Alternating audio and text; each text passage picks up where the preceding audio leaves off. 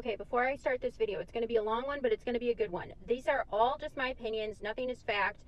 Gotta not get banned. So this is all just my conjecture. Nothing here I'm stating is factual, but all right, got it? Good. Well, I was listening to a very interesting podcast this morning. It had to do with the JFK. So when I was listening to this, I started thinking about CK and this person's rendition or version of what he believes happened, and has a pretty good amount of proof of this is what happened in his opinion. I think is similar to what is happening with the Charlie Kirk situation. So we have President Nixon, who was sure he was going to win in 60 but didn't, and he at the time was a part of covert operations for the CIA, and he knew that we had these kind of like rogue bases in Miami. They called it some sort of island that when Kennedy found out, he burnt the base to the ground. CIA bases to close. I forgot what they said the base was called, but basically it was a ton of secret amount of CIA bases that Nixon knew about, that he thought was going to continue once he won.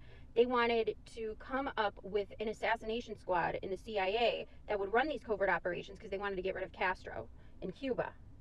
But Nixon didn't win and Kennedy won. Allen Dulles at the time was in charge of the CIA. And they lie to Kennedy,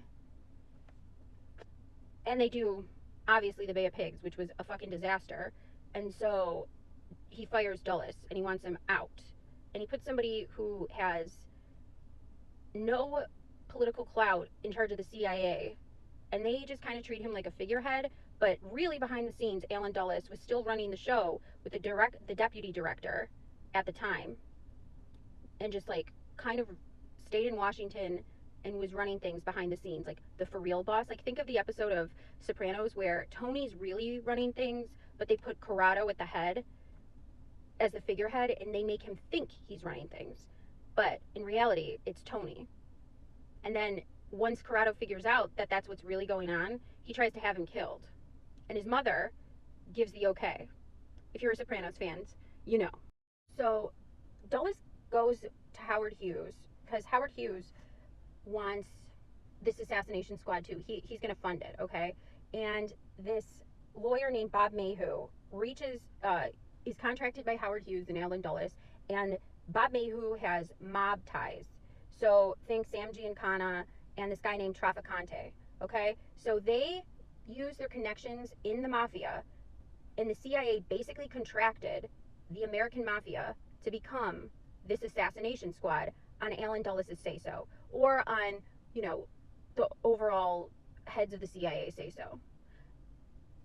JFK has no idea this is going on, and that this was done before the Bay of Pigs.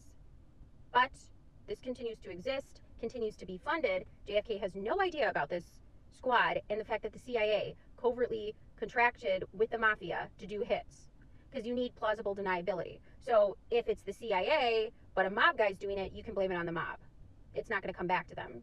So Bob Mayhew gets Trafficante, Giancana, and after Dulles finds out that JFK was having secret phone conversations with Khrushchev, and we know of this because Bobby Kennedy Jr. talks about how they had this line in their house where his father and JFK would have a bunch of conversations with Khrushchev, because after the Cuban Missile Crisis, they wanted to denuclearize everything. And at the time, Israel was trying to get the Dimona reactor.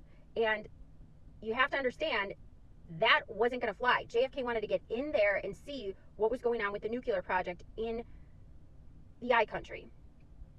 This is right before and he also wanted them to register for FARA, which they were supposed to according to the Supreme Court, but they never did, and they still aren't registered with FARA. So anything that is under the AIPAC banner just doesn't have to report anything that you have to normally report when you register as a foreign lobby.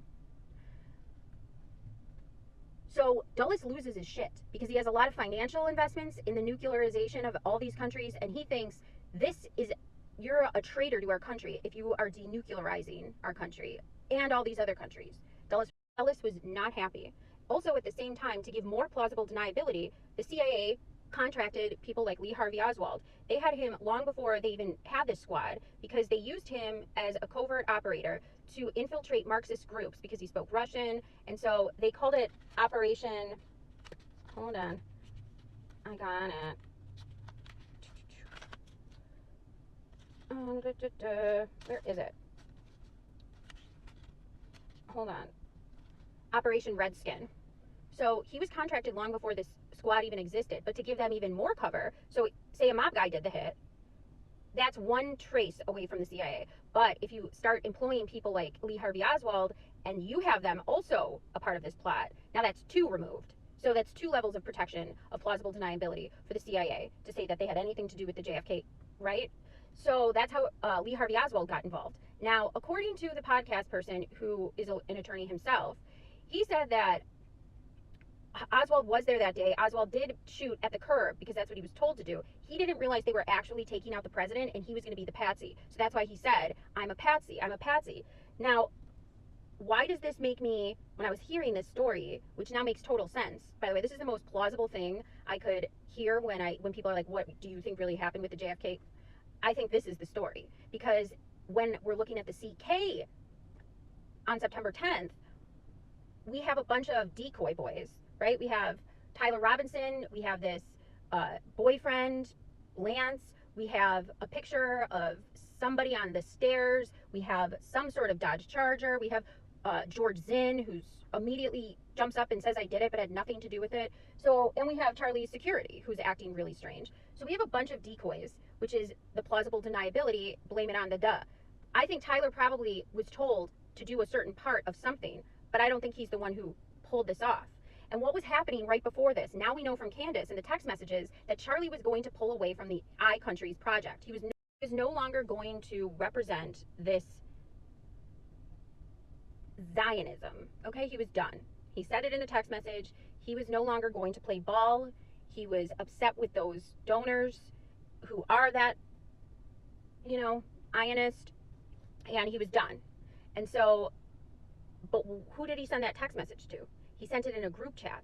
And just like when Alan Dulles got word that behind the CIA's back, JFK and RFK were having conversations with Khrushchev, and when he found that out is when he set the wheels in motion for that secret assassination squad that was contracted long ago in 1960. He decided, okay, team, take the hit, because he thought Kennedy was a traitor for denuclearizing our country and other countries. And he also wanted the I country to get the nuclear reactor, which he knew wouldn't happen with JFK. And JFK was coming to the end of his term in 1964, and he knew he would get this done before the end of his first term. So he was like, we got to get on this. Charlie's going on this campus tour 2 days before the start of it. He sends this group chat, and he says, I'm done with the I Country project, and I'm going to start bringing Candace back, and I'm definitely having Tucker. I don't think it is out of the realm to think that a similar plot, different characters, but the same formula occurred on 9/10 of 2025 for CK and what happened here. Because we're looking at the decoys. We have the Lee Harvey Oswald, Tyler Robinson. We have all these other covert people that are contracted, I think, with the ROTC in Utah there, and the Utah law enforcement leadership, okay, and the political figures like the governor. But we also have the ones who really pulled this off. We can't see them yet, because they protect themselves in circles of twice removed, thrice removed, and throw a bunch of shit at us, right? But if you look at what happened in 63, I think they used the same formula, just different characters. And that's what I believe happened here with CK, because they're like, not a freaking chance we're going to have the biggest NGO youth organization, conservative Christian youth organization, break away from the dogmatic Judeo-Christian belief and support of the I Country. That's not going to happen. We can't let that happen. So they put the same sort of wheels in motion that they did all the way back in 1963. And don't think that CK is the only person who this has happened to. They've probably got this down to a science, and a lot better than what they did in 1963, even when we all have camera phones. It actually works out better for them, because with all these phones and all these sleuths and the internet, we're all chasing decoys. They've wrapped themselves probably thrice removed in this.